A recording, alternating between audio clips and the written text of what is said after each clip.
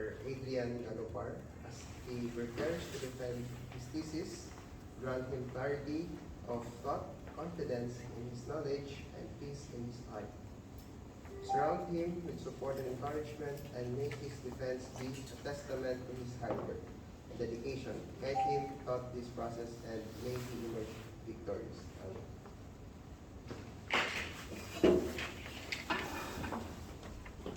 So, good morning, panelists.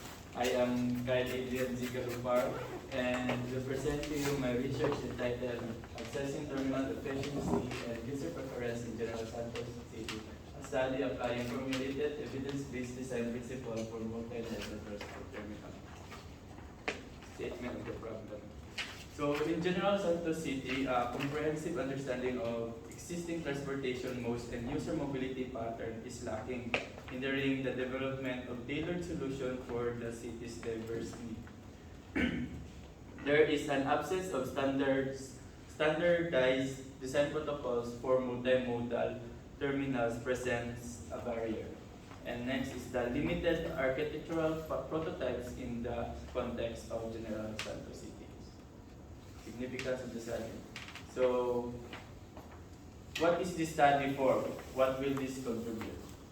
So, this study significantly contributes the transportation infrastructure planning and design in General Santos City by exploring design consideration for multimodal terminal. To begin this research study, seeks to find answering to the following research questions. So, number one, what are the current modes of transport and human mobility within the local context? Number two, how can the integration of various modes of transportation within a multimodal terminal be optimized to adhere to the 9 design principles fostering a seamless and user-preferred interconnectivity?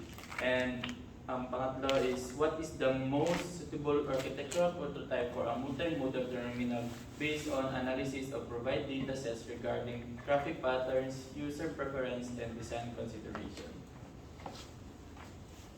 Sa hypothesis, there is a diverse array of transportation modes utilized by residents and visitors of General Santos City, encompassing traditional modes such as buses and jeepneys, as well as emerging modes like ride-sharing services and bicycles. Hypothesis 2, effective integration of different transportation modes within a multimodal terminal will enhance accessibility, facilitate efficient transfers, and improve overall user satisfaction with the terminal facility. Hypothesis 3, through analysis of traffic pattern, user preference, and design consideration, a tailored architectural prototype for a multimodal terminal can be developed, which will align with the unique transportation dynamics and user preference of General Santos City, ultimately leading to improved functionality, efficiency, and user satisfaction. So, research framework. So, to address the challenges of insufficient transit option, lack of pedestrian support, and inadequate future development, the framework process proposed adapting principle from the new urban agenda thinking. So specifically focusing on enhancing public transport terminal environmental quality. So under the branch of public transport terminal environmental quality, 9 design principles are identified to shape the built environmental transport terminal. So these principles include flexible layout and modular design, accessibility and inclusivity, clear signage and wayfinding, dedicated loading and unloading zones, safety and security measures, integration with urban fabric, sustainable and green features, and the real-time information system, tsaka cultural and social context sensitivity. So, the theoretical framework demonstrates that the challenges of insufficient transit option, lack of pedestrian support, and inadequate future development in public transportation infrastructure influence the quality of the public transport terminal environment. So this environment is characterized by various designs, so consideration and features, including flexible layout, accessibility, safety measures, and integration with the urban fabric, among others. So these factors completely shape the experience of multimodal transportation users within the terminal, contributing to the creation of comfortable and sustainable environment for public transport users. So, review of related literature. So what is New Urban Agenda? So the New Urban Agenda represents a shared vision for a better and more sustainable future. If well planned and well managed, urbanization can be a powerful tool for sustainable development for both developing and developed countries. So how it relates to my study. So sustainable transportation. So the New Urban Agenda advocates for the development of sustainable transportation system that promotes accessibility, affordability, and environmental sustainability. So inclusive mobility. In line with the New Urban Agendas emphasize on inclusive urban development, transportation infrastructure should be designed to accommodate the diverse needs of all residents, including vulnerable and marginalized groups. So next is the integrated urban planning. Integrated urban planning approaches as advocated by the New Urban Agenda seek to enhance the connectivity and functionality of urban systems, including transportation, land use, and public services. And resilient cities. So resilience is a key tenet of the New Urban Agenda, with focus on building cities that can withstand and recover from various shocks and stresses, including those related to transportation and mobility. We focus on building cities so that withstand and recover from various shocks and stresses. So flexible layout and modular. So modular design principle allow for the easy reconfiguration of terminal spaces to change traffic patterns, peak hours, and future expansion. Accessibility and inclusivity. So accessibility and inclusivity ensures equitable access for all users regardless of age, ability, or socio-economic status. Next is the clear signage and wayfinding. Implementing signage system that prioritize simplicity, consistency, and visual clarity, terminals can improve spatial orientation, reduce confusion, and enhance overall passenger satisfaction. The dedicated loading and unloading zone. So, essential components of transportation terminal designed to facilitate efficient movement of passengers and goods while minimizing congestion and ensuring safety. Next is the safety and security measures.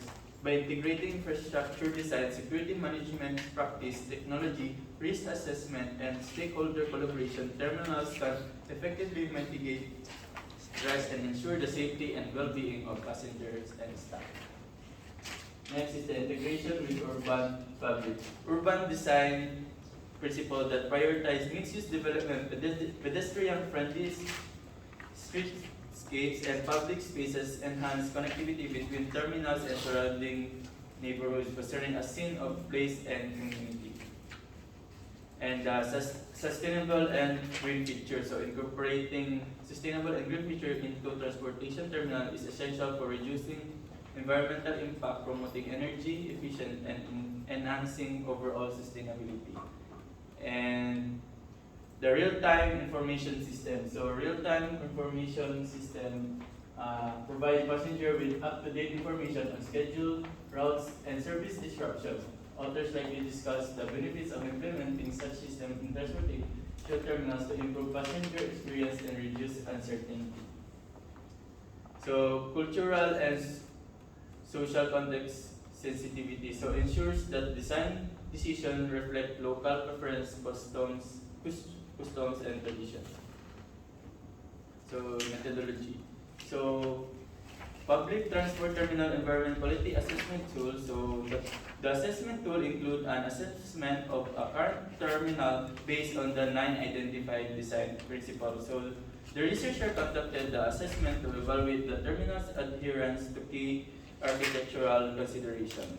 So a structured questionnaire was designed to gather insights into current transportation usage patterns, frequency of travel, preferred modes of transport, encountered challenges and suggestions for improvement. So the questionnaire incorporate yes or no question whether the design principle is achieved by the certain terminal or not. So user preference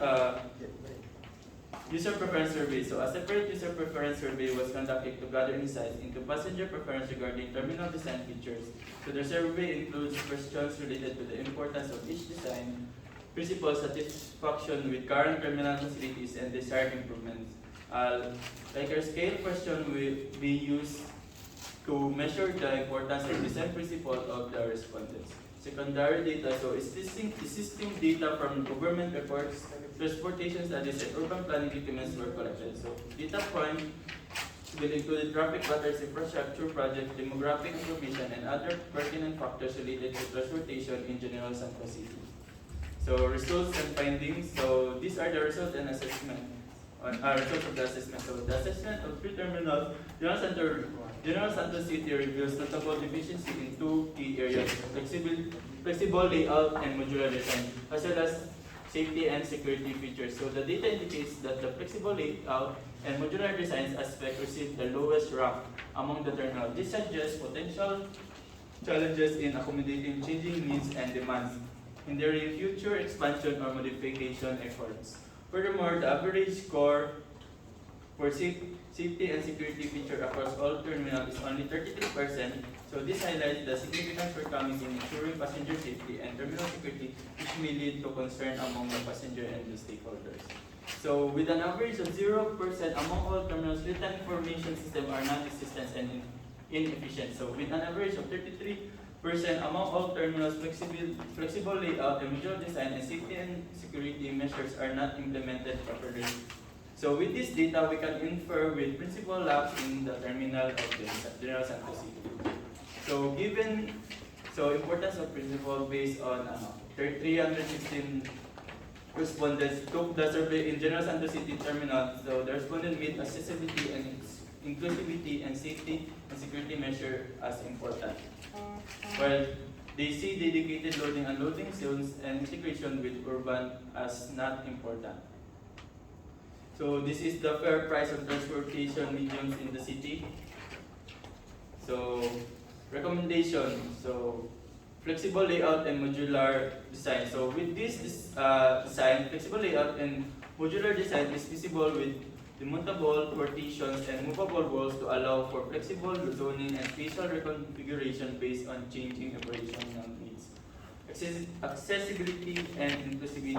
Through ramps, elevators, and tactile paving to accommodate passengers with mobility impairments, designated accessible seating areas, restroom, and amenities, and provide clear signage with the braille and large font option to assist passengers with visual impairments in navigating the terminal. Clear signage and wayfinding. So install intuitive wayfinding signage at key decision points throughout the terminal. Utilize color-coded pathways and landmark-based signage and implement digital information kiosks and interactive maps to provide real-time updates on transit schedule, routes, and terminal facilities.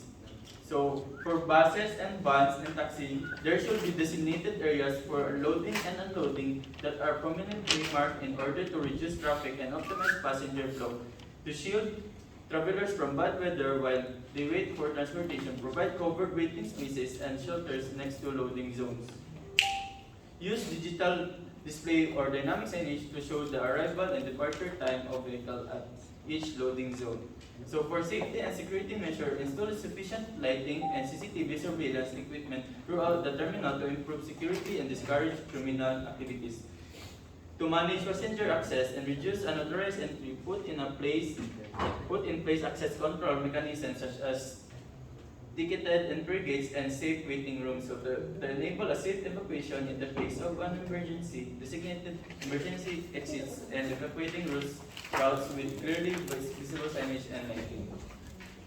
So in order to enhance accessibility and connectivity, the terminal should be seamlessly integrated with the surrounding urban amenities such as bike lanes, pedestrian walkways, and transport hub. In order to provide passenger and pedestrian with convenient access, terminal entrance and exit should be designed to match with existing urban through fares and transportation network include outdoor sitting place, public plazas, and green space in the terminal, present to improve the urban environment overall and encourage social interaction.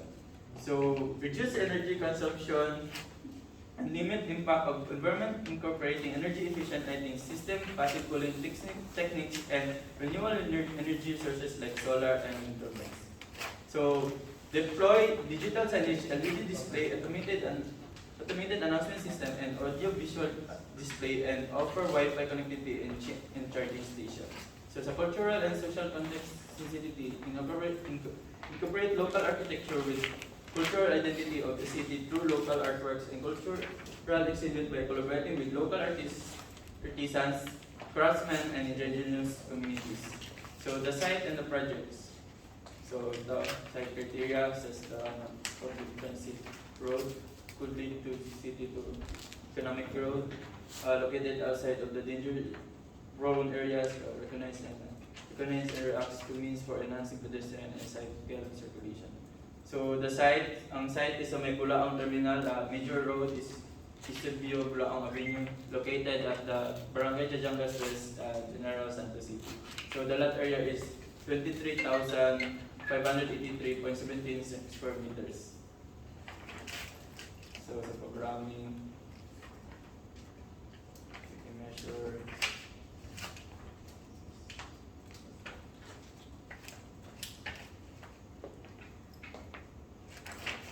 So the researcher is now ready to accommodate questions and accept suggestion or recommendation for the bottleneck of the study.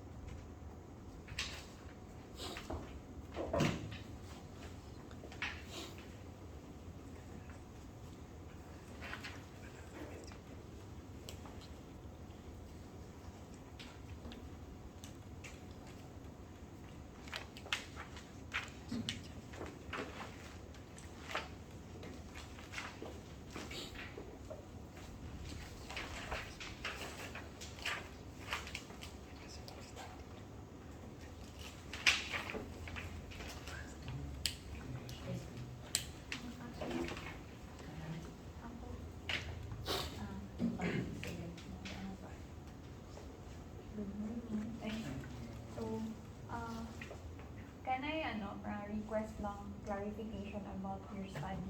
Bale, this is site-based. Bale, di ba, evidence-based design principles siya. Ang gi-choose mo na site is Bulaong na terminal. Can I know why you chose that specific site? Yan ba ang only parang Yan yung best example for a terminal Yes. sa Jensen? Yan yung parang siya yung naging terminal na main sa Jensen. Parang siya ang nag-main yun na transpo na hub in Jensen. Okay. Yan din nagpapunta yung bus. Kailangan parang dyan yung ginawang bus din na Okay.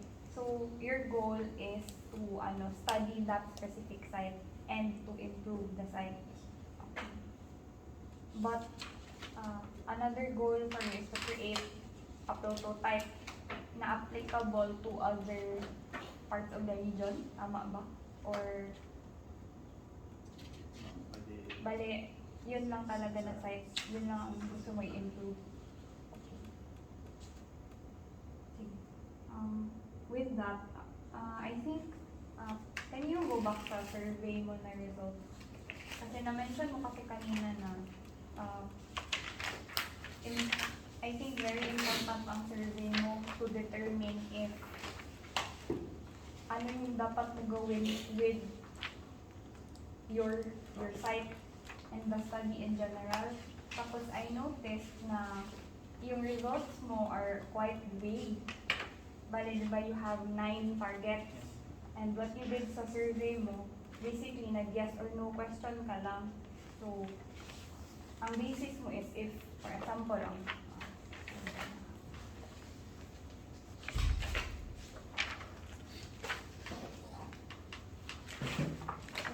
survey.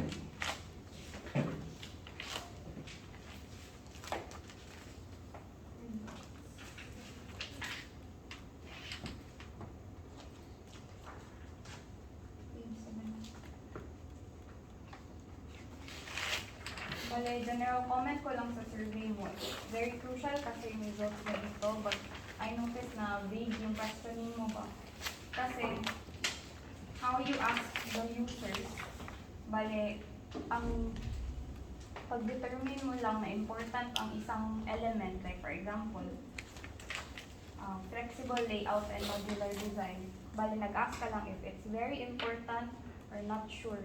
Of course, very important na talaga yan. So, of course, they would answer that. So, I think, ang suggestion ko sa iyo to further prove na positive yung result mo, I think you have to detail pa on what specific things about flexible layout and modular design ang gusto nila makita. Like, based sa study mo, ano yung under sa flexible layout and modular design? Like, give me an example, siguro. Very specific architectural na translation of what that means. Sa flexible layout tsaka sa modular Mm-mm.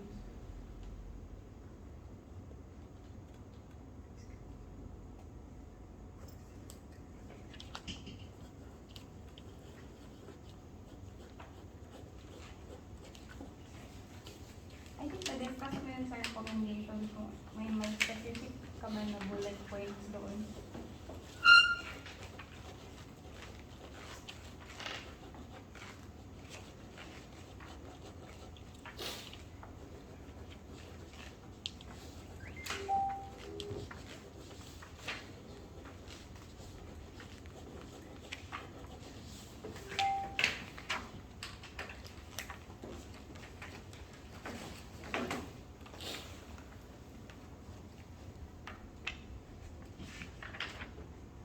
For example, sa page 85, mali, we need to incorporate the mountable partitions and movable walls, design modular seating arrangements, and so on. I think gusto na ko makita sa survey nimo kay since important kay ang users for this project. So you have to know kung sa ilang thoughts about existing na design or layout.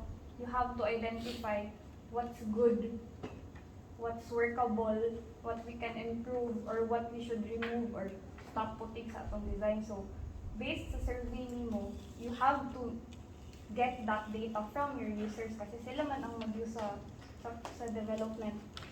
So, I think dapat ipakita nyo siya sa survey. Not simple na very important, not sure. Kaya of course, ang results yun yung important yun siya kanan. That's already a given. So kana in general akong comment sa survey, I think need yun mo siya i-detail. Like, another example, accessibility and inclusivity. So based sa asa ganito yung location sa kanina kadto na terminal, naa ba sila ramp, ano ba naa ba sila like tactile na mga ingana gani na elements. So you have to find that out based on yung pag-site infection. So you have to show that sa book also. I think wala ko nakakita o photos of the site para meron ba?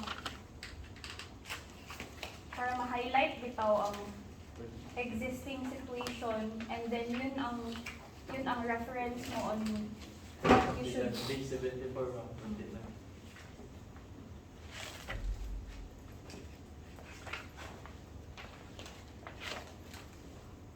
Page 7.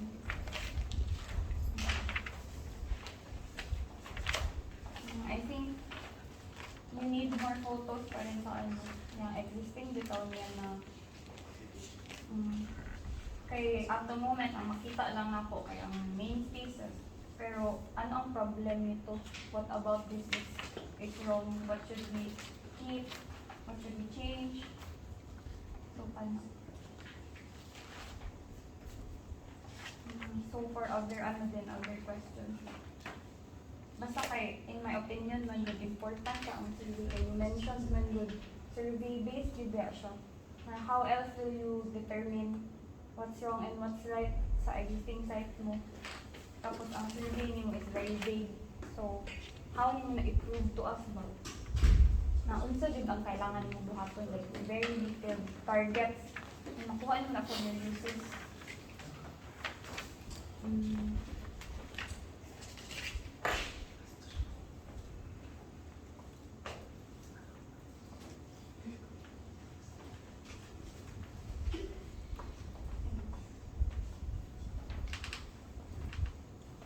Clarification, okay, can I know what kind of transport assistance ang makita doon? Do you have like a list of like unsa na modes of transportation ang common sa Densan niya? How nimo sila i-integrate sa site? Like naabay bicycles, naay daghan ba taxi, daghan buses and jeepney. You need data on that game. So you can determine things. There mo na mabalaan how you i-design ang space. If you don't know kung saan data like overall transport like list of common, meron siya. Okay. Okay. You have to show that demographics of what kinds of vehicles ang common dito. Kaya para ma-integrate mo sa design, if dili ka kabalo, like how will you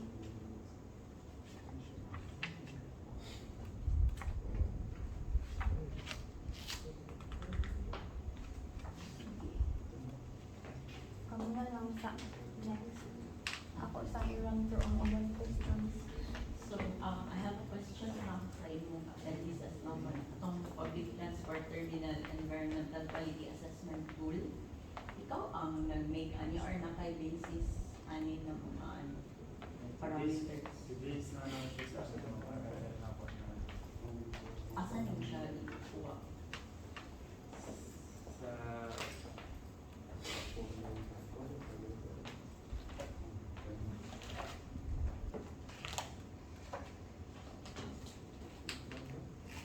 Ang reason na nag-ask ko about ano yung mong assessment tool, di ba? So, mo ni imong gamiton para i-assess nimo kung good ba ang isa ka terminal sa ani na aspect ana. Pero since evidence-based ka, dapat ang imuhang mga considerations ani is included siya sa survey kay ang mogamit ani is diba people. So dapat sa imong survey na-include ka kung saan kina-consider sa users. Isa important ba din na part para sa ila, dari ba sila nag-lisod ana kay para mas ma-assess mo siya og tarong. Then, next is, so, sa imong, based sa imong survey, di ba? Ay, sa imong assessment is ang lowest kay ang possibility, safety and security measures and Saka yung grade 9, 0%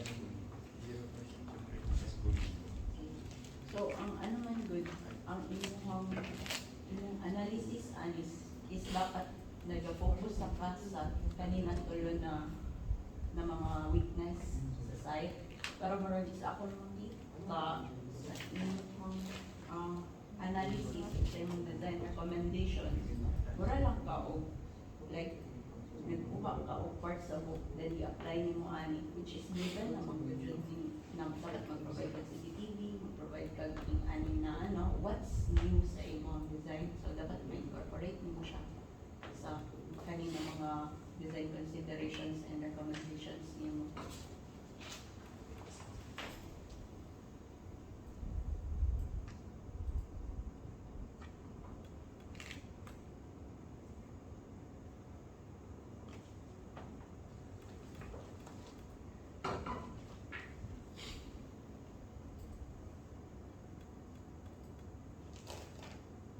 Then next ay question lang ako na-assess ba nimo ang Bulaong Terminal? Existing na siya. Unsa ang na-added na mga modes of transportation? buses lang at saka UBX, mga vans. So sa imong multimodal na i-propose, unsa imong mga plano na I-taxi ang Egypt, parang wala din kasi masyado nagadaan, pero like di siya parang daan lang siya mag-unload, parang unloading, ginawa na siya loading lang. So ang plano ko is lagyan na lang din ng Egypt.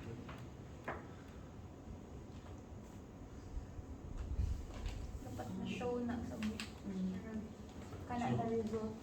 It should be part sa iyong surveys sana na Yung wala. what are the thoughts of the people in Jansan with regards to Egypt kasi it's more of traditional jeep, tricycle, ano lang ano.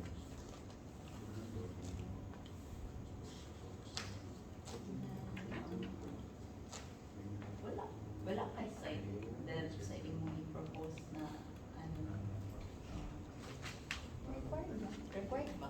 At least schematic. Wala kang schematic. Pero naman yun siya ka ng conceptual Na yung bubble diagram. O wala ka pa ano, file. Side lang. At least kung saan, paano. Okay. Yeah, kay Para na yung context. context ba? Paano ang pasok and labas ng yung ano? and how i-interweave mo together ang surrounding bitaw na sa mga lot or Okay, property. currently karon ang nasa yung bubble diagram is katong components na inside or lisod siya lisod for us na wala mo may context sa site na asa siya mo enter the connection ani niya on sa iyahang mga challenges na ma-encounter if enter siya diri traffic ba naka-affect ba siya sa congestion sa area or ano lang so at least na kay macro scale na ano na sa ba so meaning lang ba Sa chapter 5 pa din nilagay ang set. Yeah, dapat it should be there kasi it's ano, you have already in ano, if you check, you already have the analysis and interpretation based on your RRL interview. So dapat in your chapter 5 you have initial kasi you have already your programming. So dapat here nalagay mo na siya but mostly ang ina-ask sa civil architect is more on ang spaces na nasa doon or how about the context aside kasi this is a terminal, this is not just ang study mo is site, more on site kasi so how will you address that kasi if hindi mo siya mapakita so how will you us will understand of what is your goal about it kasi kung space sa loob okay gets ganito yung gusto mo mangyari but how about with the context as a transport terminal parang gano'n which is the question.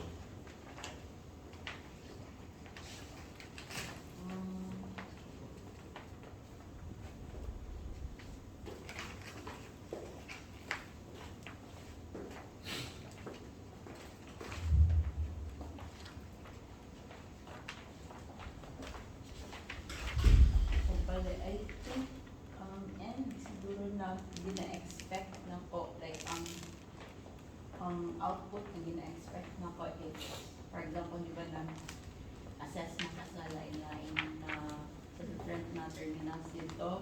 So, dapat na kay or comparison lang good, like, or establish na KPIs or like key performance indicators under sa, for example, flexibility, kay na kay mga parameters like this should be movable, dapat in-ani ka na ang space, or maka siya o like more in lang bitaw.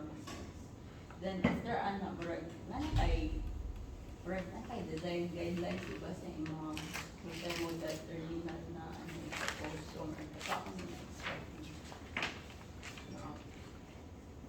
Okay, you said po like sa start pa lang sa slide na natay lacking of standardized design. So, kana ko daw i-expect sa book, maghimo ka og standards. Nga, dili lang siya clear bullet points gani nga. Naman kay results very na based on the 9, pero kanang vague pa dyan siya.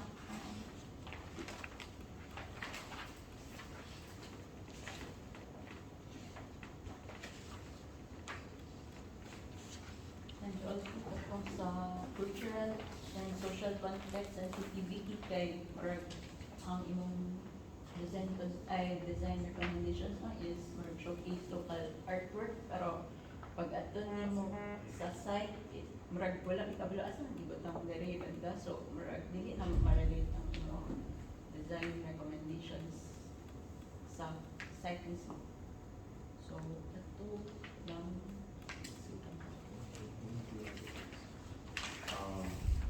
Sige, to reinforce no, sa ilang mga kaya with, especially sa data gathering, ang assessment tool. So I really find it kind of not that reliable, since if you check your surveys, grabe ka na, bigla lang siya mag 100%.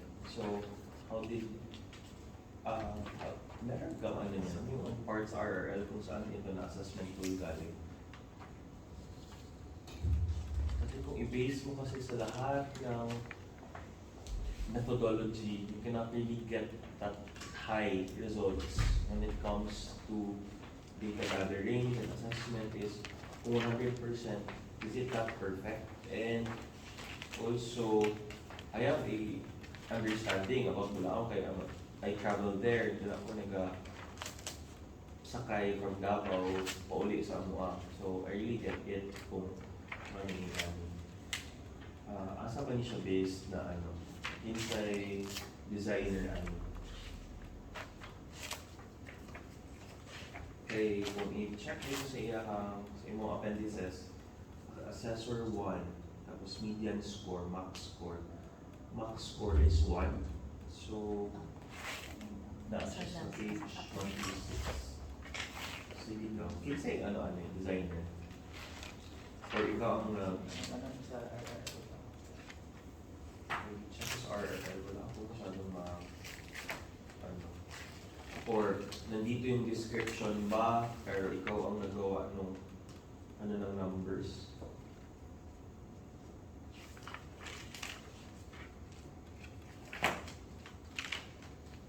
Ito lang ang base sa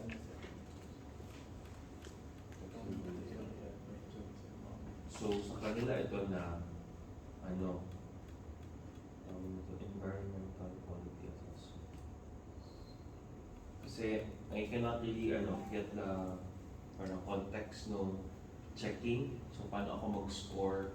Sino dapat ang mag-assess nito? Is it experts pa or the user? Kasi for a regular traveler, I don't seem to get kung maka-answer sila nito. So you really need, kay part iba yung cultural and user preferences. You cannot really get that with this type of very technical questions or type of assessment tool. Okay, di sila kasabot. Ang kabalo nila is, munaog ko diri, musulod ko ng terminal, i-check kong bag, musakay ko kung asa ko na destination pa. Okay, so that's for the assessment. So medyo hindi din siya na detailed pag Then, surveys. To reinforce again sa ilang mga with regards to surveys, leading lang kaya yung questions, yes or no lang should siya padulong.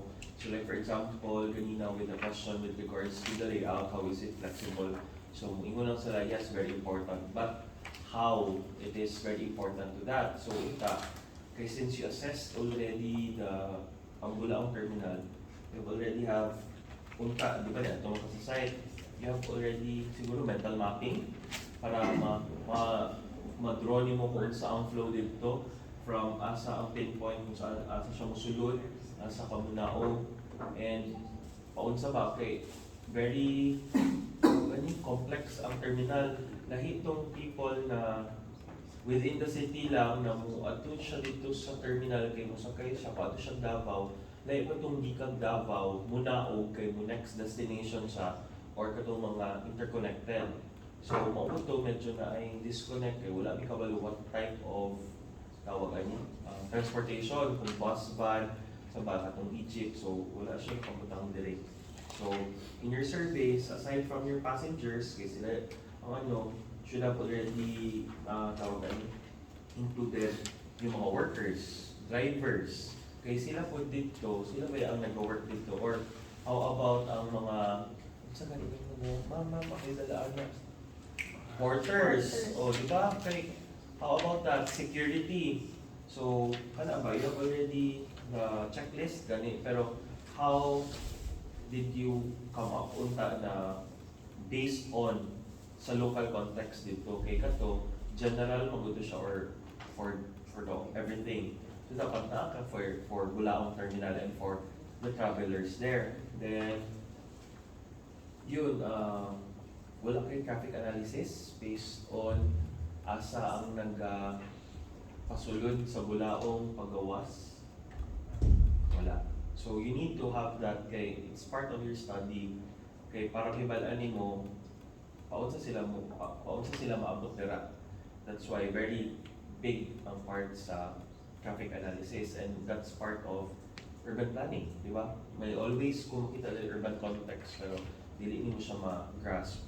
And part sa traffic analysis is your site selection criteria. Are you sure that the current Bulaong terminal is the best location for the terminal? Or kung tanaw mo, I think sa zoning, it's a residential. Tama ba? Ano siya? Ano din, parang public, Parang commercial din siya. Pero it's encircled with a lot of residential, di ba? Hindi, sir. Nakayalo siya. Yung ano. Not sure. Yun. Bakit mo kasi color ng green? Tapos red. So, a lot of institutional. So, yun. Dapat ma-assess pa din yun. Kaya, what if pala, need pala talaga siya i-transfer? Kasi hindi pala siya ang best. And, yun, na-assess mo yung loob, pero hindi siya ganun nga, ika-deep dive. Okay? Interviews also, ay napansin ko wala kang urban planner na interview. Bakit? Wala na organization. Kasi dapat makaano ka. Then, traffic experts, if in case, you ask siguro si LTO, Highway Patrol Group, ganyan, or LGU. Wala kang interview with the LGU, di ba? Or admin ng Bulaong Terminal. Wala. Ano lang sir is, may data lang na kuha kung ano ang movement ng within the city lang talaga siya. Pero that's kind of a limited na part kasi Bulaong Terminal is like Ecoland, it's overland. Hindi siya kay kung ang Bulaong mo is city to city, lang, within the city lang ang so it's more on parang tawag ka na diri sa Davao na they are planning itong high priority bus system, but it's an intermodal and regional. So that's why katong architect ganina nangutana ko ang imong assessment ang imong guidelines after is for the whole terminal. So maka-design ka for different terminals. So imo is for Bulaong only, but your travelers and your passengers are not from Jensan only. Diba? So mauna ang context. Yeah, and I think sa imong tawagan, consultation with me, kay mao po na ako ang thought dyan na how will you connect Jansan to Davao to Polomolok to Tacoron na niya. And yun, dapat ang core mo is user experience, user preference with the existing layout, condition, ano ba ang dapat ang questions mo good kay ma'am, okay ra mo ang pagsulod diri ma'am. Ma'am, musta man ang ano diri ma'am, dali lang maka ano. Then so di ba nag-ocular ka? Have you tried going there na on a daily basis? Pila ang record dead people per day on a normal basis na nagasakay sa bus o sa van? Data lang ako nakuha sa Internet, pero wala ka na doon. So it could have been better if you go there. Na ka nang wala dyan kayo mo, kailangan dyan mo i-observe. And also, pick days, holidays. Have you tried? Nagsakay? Kabalo ka na niya, ako sa mong fight. Taga-isulat ko. I'm 2 hours away from Jansan. Sakay kong bus dira. Magpila ko 1 hour before ko makasakay og bus. 2 hours ang biyahe. Pag abutin mo Jansan, dili ka makasakay dayon for Davao. Mulat na pud ka magpila. Mura siyang zombie apocalypse. Then, moabot siya sa part bisag non-stop siya. Imagine a 3 to 4 hour ride from Jansan to Davao na magtindog ka sa hallway. So that's it. Okay? So you need to have that na ano. Then also, number of buses and van per day. Have you average ganyan? Internet din. So it should be better if you have a data with the actual. Okay? Ano ang influx ng people? Okay? What if dili na di ay makakaya ang imong almost 2 hectares na lot? Tama ba? Yeah, it's 2 hectares. So wala kay, kumbaga ang context ba na makaya ba sa inyong site pakaroon ang number of travelers? Diba? Okay. Isang ino mo may car na ang people, it's more cheaper and mas makadala ka ganun na. And comment lang with your presentation. It's too wordy. You know, put sana pictures ng Jansan para at least mag-gets namin. Although mag-gets ko kaya nag-ato ko talaga ako. Pero for other panelists mo, they don't have any idea pa deeper. And also, makabasa lang din nila ng yung script, di ba? So, wala masyadong pictures. And more case studies pa. Wala pa masyadong best practices. Ang iyo kay yung PTX. Oh, and yung dito lang din, pero I don't think that's the good or best. Have you tried checking local siguro or Asian na type? I think, yeah, Singapore, Malaysia. I think so far for me din ang aking questions and thoughts. Okay, so thank you Kyle. Tapos na lang Lance then. Please step outside or we'll be having our deliberation. Sir, video ko yung deliberation. Hindi. I mean yung after ng deliberation. After pa, pag mag-ano na kami. Sige lang. Okay, sige Kyle, any acknowledgements? Thank you sa aking number 1, thank you lang sa panelists sa pag-comments para sa study ko at sa advisor ko na si Sir Chua, thank you din, and sa prof din sa Malaya ng Architecture. Okay, so Kyle, here are the comments from your panelists. Actually, no, with your title in chapter 1, it's actually good kasi there's a problem talaga and the title is somehow effective siya no kasi identified masyado yung problem, but there's a problem when it comes to your chapter 2 and chapter 3. That's why maapektuhan in chapter 4 and 5. So with your chapter 2 siguro improve when it comes to or add more on your case studies kasi it will help you into yun, formulating your best solutions and your analysis, no? Sa chapter 4. And aming big concern talaga is with your data gathering. So, your surveys, you should improve that and you should tawag nito yung parang expound it and make it more user friendly.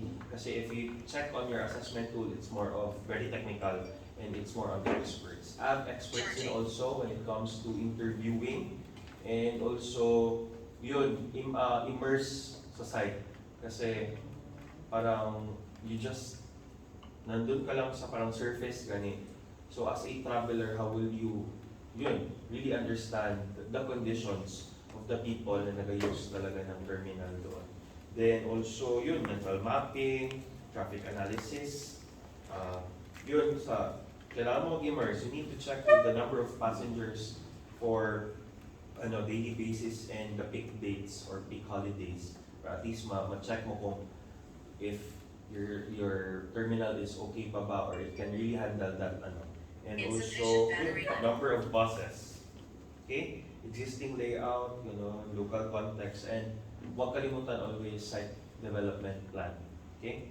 So, with that, sorry, you're up for redefense. But again, you have already the comments here. So, you just need to answer this. And when it comes to your next defense, just have us a recap and show your Okay? So I hope na this will help you in coming up with your best solutions.